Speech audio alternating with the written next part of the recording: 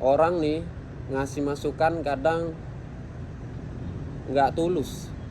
Orang tuh kadang ngasih masukan hanya karena dia ingin merasa diri dia levelnya di atas kamu gitu. Ketika kita memberi masukan kepada orang lain, dia merasa bahwa saya lebih baik nih kehidupannya, saya lebih keren nih kehidupannya dibanding dengan orang yang dikasih tahu gitu. Nggak semua teman harus didengarin. Assalamualaikum. Nah, pertanyaan ini entah mengapa saya sering sekali mendapatkan pertanyaan ini bahkan dari zaman saya kuliah gitu. Jadi ada orang yang gagal, terus dia jadi pesimis, nggak mau melakukan apapun. Jadi gimana caranya menghadapi kegagalan gitu. Jadi pertanyaan ini dari zaman kuliah sampai sekarang saya udah punya istri pun masih ditanyakan tentang ini. Oke, coba saya jawab. Nah, jadi saya ambil contoh dari kehidupan saya ya. Jadi waktu zaman saya kuliah dulu ada teman saya cewek, pinter banget, nilainya bagus terus. AB terus jadi di setiap blok. Jadi kuliah kedokteran itu ada blok-blok gitu ya. Blok 1, blok 2 sampai blok 23 kalau nggak salah. Jadi setiap blok ada ujiannya. Nanti nilainya apa? Blok 1A, blok 2B gitu. Nah, jadi nilainya nih bagus terus sampai pertengahan blok gitu. AB gitu. Jadi pada suatu hari dia mendapatkan nilai C. Ketika dia mendapatkan nilai C, dia murungnya setengah mati gitu. Terus mukanya pucat, murung, nggak mau ditegur sama temen, ditegur dia diem aja, pulang kuliah langsung pulang.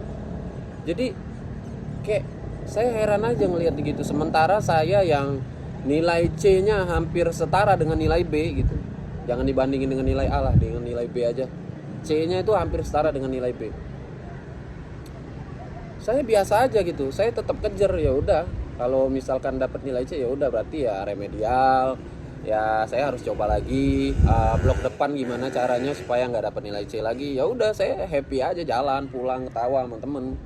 Saya nggak ada beban gitu. Setelah saya pelajari ya kenapa sih ada orang yang ketika gagal dia murung, ada orang yang seperti saya ketika gagal ya udah biasa aja gitu. Nggak menjadi satu apa ya, jadi pikiran sih, cuma tidak menjadi beban gitu, tidak menjadi membuat saya menjadi murung, itu enggak gitu. Ternyata menurut saya ternyata ketika orang yang gagalnya lebih banyak itu, maka dia secara ketahanan mental dia lebih kuat gitu daripada orang yang jarang gagal gitu. Saya bukannya menyuruh untuk ya udah gagal terus aja nggak usah berhasil, ya enggak. Maksud saya semua rasa tuh harus dicoba gitu. Gagal, berhasil, bahagia, sedih, murung, senang, semuanya harus dicoba gitu. Dan juga semakin banyak gagal berarti kan kita semakin banyak mengkoreksi diri kita tuh buat tidak gagal lagi ke depannya gitu. Jadi kita udah terbiasa gitu. Ya menurut saya sih jangan pernah takut gagal ya, karena orang yang tidak pernah memanjatlah adalah orang yang tidak pernah jatuh gitu. Karena dia nggak pernah coba. Wajar dia nggak pernah jatuh karena dia memang nggak pernah manjat gitu. Jadi ya jangan pernah takut untuk gagal. Ya gagal coba lagi sampai berhasil gitu. Lalu yang kedua, pertanyaannya ya jadi pesimis nih. Gimana sih bisa seperti kakak jalan sendiri kemana-mana sendiri. Sampai sekarang pun saya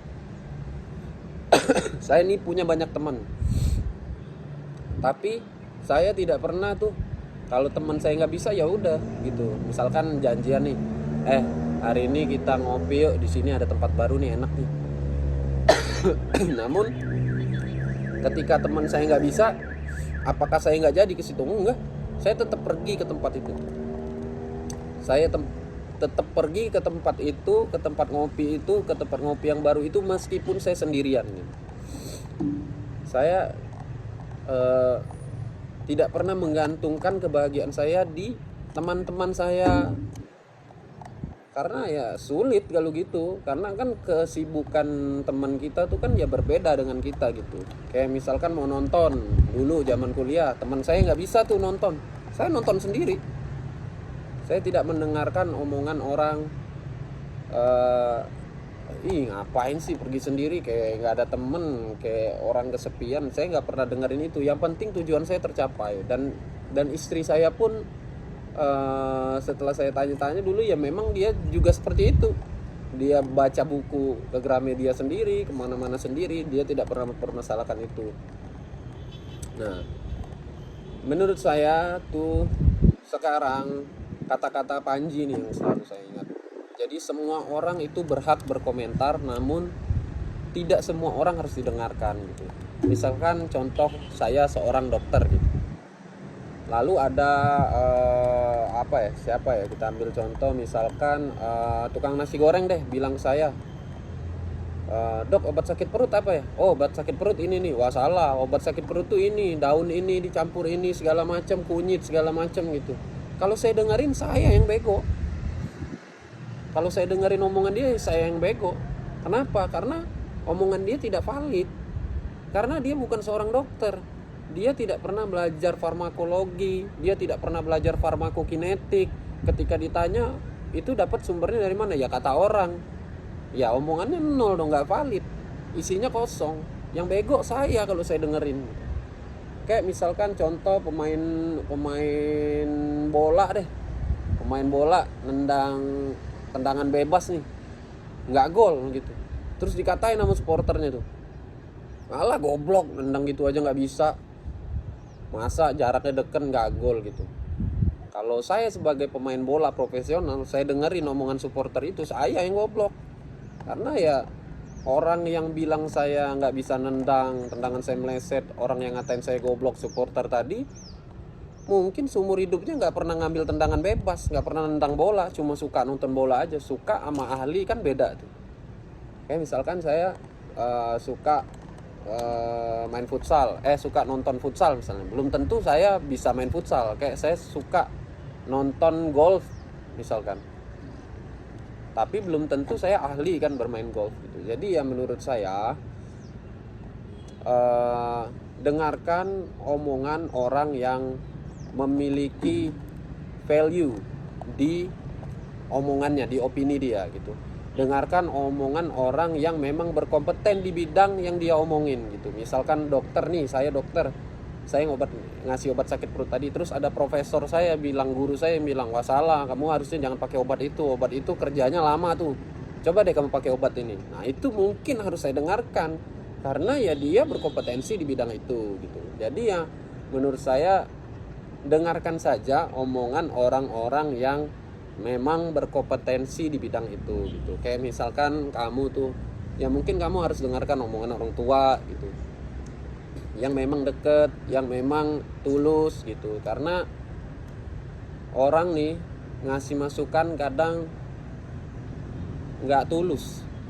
Orang tuh kadang ngasih masukan hanya karena dia ingin merasa diri dia levelnya di atas kamu gitu. Ketika kita memberi masukan kepada orang lain, dia merasa bahwa saya lebih baik nih kehidupannya, saya lebih keren nih kehidupannya dibanding dengan orang yang dikasih tahu gitu.